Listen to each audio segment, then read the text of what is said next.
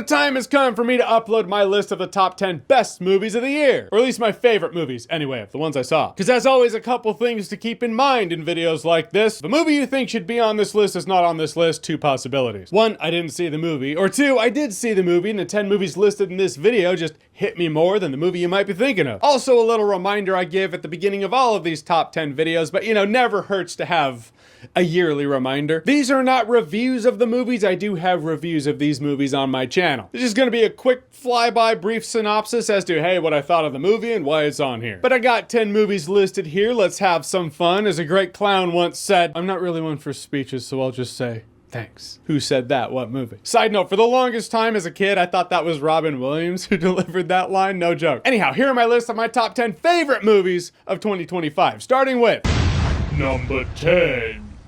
So number 10's a movie I really enjoyed when I saw it, but I always gotta think to myself, is it the story of the ones who make these movies that I like, YouTubers, become filmmakers? I mean, the movies bring her back, by the way. Suppose I shouldn't skip right over that from the get-go. Point is, the Philippo brothers just make good shit. Not only are they 2 for 2 in the banger horror movie department, but their movies always have a new take on something that sounds familiar. Because anytime I try to explain a Philippo brothers horror film to friends or family or whoever, as the words leave my mouth, it sounds like the most cliche thing ever. But I promise you, when you watch it, it's a new take on something that would otherwise sound or be cliche. Fresh ideas and execution, that's what the horror movie genre needs, and that's what they're given. Bring Her Back was great, can't wait to see their next one.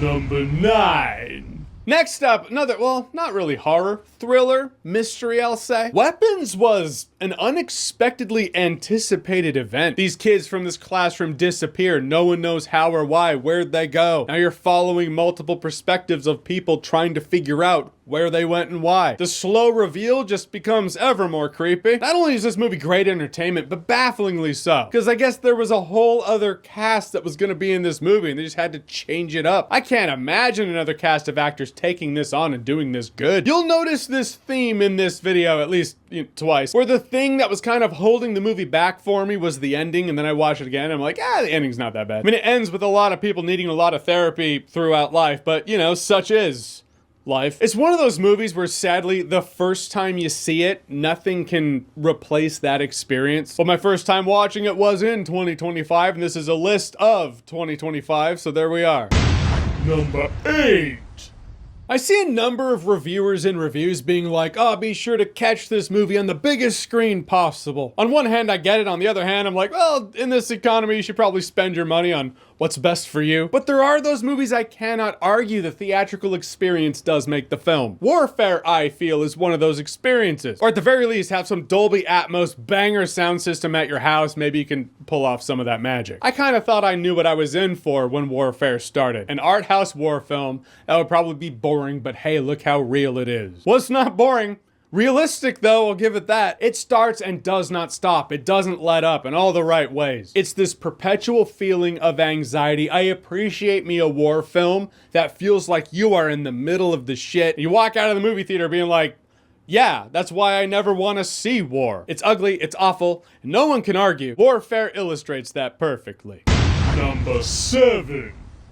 Next up, a battle of wills with a conspiracy theory and theorist at the center. Begonia was crazy. The tension's palpable, the acting is top-notch, and the soundtrack is over the top in all the right ways. But it's also a movie that makes me feel like I'm messed up, like something's wrong with me. Because I've seen reviews of this movie from people I've interacted with at the very least. I know them to that degree, and they're like, this movie is nihilistic and negative. It's a problem. I'm like, all right, well, I got problems, but yeah, well, I enjoyed it. I guess it made sense to me. By the end, I was like, yeah, makes sense.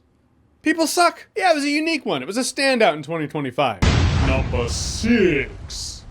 Next up is a movie I enjoyed when I watched it, but I was like, yeah, the ending, and then I visited my brother and sister-in-law, and they were watching it, and I sat down and watched it again. And I was like, The Long Walk is going on my top 10 of the year. Stephen King has an amazing well of imagination from back in the day. If you're gonna pull from his stuff, that's the work to do it. Well, The Running Man is not on this list. It's an interesting yet simple premise. The economy's shit, a bunch of guys get together and walk in a televised event. You stop walking for too long, you get shot and killed. Last man standing wins a bunch of money. It's not The Running Man, it's The Walking Man. It's a movie that could have gotten so boring so fast. But the solid actors clocking in great performances, interesting characters bonding, Stephen King villains being decidedly very Stephen King villains. Yeah, it all worked for me, and upon second viewing, I saw the ending differently in a way that really hit me. I liked it. Number 5. Next up, I don't like recency bias, and this is legitimately the previous video before this video that I did was the review for this movie. But Marty Supreme, I gotta admit, entertained me from beginning to end and had solid energy throughout. I feel like I'm being really repetitive at this point because my review was, you know, a day and a half ago. So I feel like the cliff notes on this one don't have to be so, hey, here's what the movie's about. I feel like Saul Goodman if he got into ping pong instead of laws. Pretty good summary here. If you had the energy of an Aaron Sorkin dialogue fest also. I mean, there's that. Also, as I'm terrible at giving props to the soundtrack, the Marty Supreme soundtrack was great. It had that synthwave going. I was like, wow, is this guy trying to get to a ping pong tournament or is Daryl running from the government? Solid entertainment of a douchebag trying to get to the other side of madness. Number 4. Next up, there's horror, and then there's something else entirely. Sinners is horror, it's culture, it's vampire lore, it's all of it. I imagine more than a few of us did our October Halloween horror movie binge. Sinners is the kind of movie that can feel right at home in that binge, but you can also oddly watch it in May and be completely at home. I love me some old school vampire lore, it plays that up and has fun with that, but it also has music right at the center. It's the kind of film that makes you ponder whether music is an invention or a discovery. It's a cool vampire movie that takes a swing at being more than just that, and is. Number 3. Next up, we have a film that takes a swing at being old school cinematic action, and is. F1 was Top Gun Maverick with F1 racers. If that sounds boring to you, you probably won't like it. If it sounds amazing to you, you'll probably like it. I guess technically it's F1 the movie. Sure. I don't know how many tricks Joseph Kosinski has up his sleeve at this point, but right now he seems to be in the zone, in the pocket. It works for him. He's giving us the spirit of old school action movies with new school camera tricks. In a world of cinematic CGI flooded nonsense, that's refreshing. It was great stuff, but I do wonder if this is another movie where if people see it for the first time at home, will it land the same? Question for the philosophers, I suppose, or people who saw it that way. Let me know. Number 2. We're getting to the end here, and it's kind of a lock that any halfway decent documentary about subject matter or a person I like or love, with any amount of competent editing, it'll probably be on here. I love John Candy, so the documentary John Candy, I Like Me, here it is. This started making waves at I forgot what film festival. When I heard about it, I was like, I need to see that right now. In a world of Hollywood where for every one Keanu Reeves riding the subway with the folks, you got 1,000 other Hollywood douchebags out there being, you know, doing what they do. But John Candy always came across as this sweet soul that just liked to make people laugh. By the end of this documentary, I pretty much left with the same feeling, only with more tears welling up in my eyes. It's on a bit of a John Candy kick after I saw this, watched Uncle Buck, Planes, Trains, and Automobiles. It really brings to focus a question that you start thinking about at a point in life. How will people remember me when I'm gone? John Candy, gone too soon, but I'm glad we have this celebration of him. Number 1. This remember, it's my list. Making this list, I have to think, what is the one greatest cinematic experience of 2025? And the answer is clear. Claire Obscure Expedition 33. No, it's not. No, that's a video game. It can't be. It is Kill Bill the Whole Bloody Affair, though. To be fair, IMDb, Rotten Tomatoes, even the quick Google AI answer the robots gave me when asking, everything seems to consider Kill Bill the Whole Bloody Affair a separate film from Volume 1 and 2. 2025 being the wide release of said film, here it is. As I was sitting there for the 4.5-hour event that was this film I had only seen in 2 parts before, it dawned on me that I don't experience entertainment like this anymore. I mean, don't get me wrong, Quentin Tarantino sounds like a complete and total asshole. Going after Paul Dano, Matthew Lillard? Who goes after Matthew Lillard? It's impossible. Whenever I see that list of named celebrities with no haters, I'm like, you mean like Matthew Lillard? Oh, I guess there's one, Quentin Tarantino. Whatever, what a dick. That said, his art is amazing. And Kill Bill, The Whole Bloody Affair is the definitive revenge quest. A lot of times a throwback doesn't have substance, it doesn't have character, it doesn't have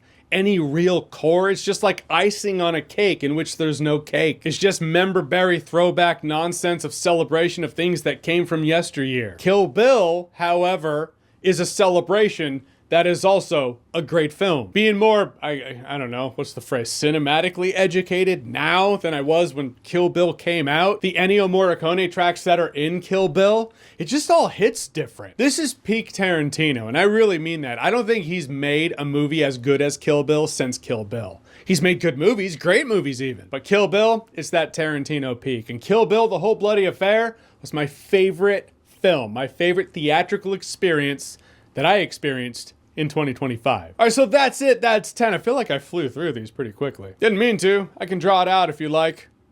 Just staring at you. But I won't. But thank you all again for another year here on YouTube. 16th year on YouTube, to be exact. If you were born when I started reviewing movies, you can drive now.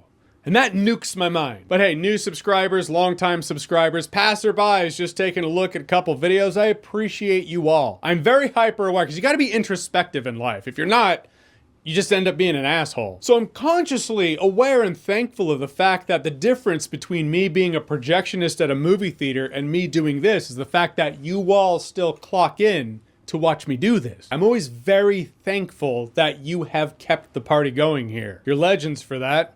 I appreciate you for that. But don't worry, this isn't the last top 10 video you get this year. We got one more. So you've seen my top 10 favorite movies of 2025. What are your top 10 favorite movies of 2025? I had 13 and that 10th spot shuffled around probably 5 times. If you didn't watch enough to make a top 10 list, 5, 3, whatever. Or just your favorite. I'll go with one. Whatever they are, whatever you think, comment below, let me know. And as always, if you like what you've seen here and you want to see more, click right here to see more. Oh, this is always fun. Hold up. The amount of time between the start of me reviewing movies on my YouTube channel to now is the same amount of time going back between the start of me reviewing movies on my YouTube channel to the release of Jurassic Park. As in Jurassic Park 1, the first one. Good night, everybody.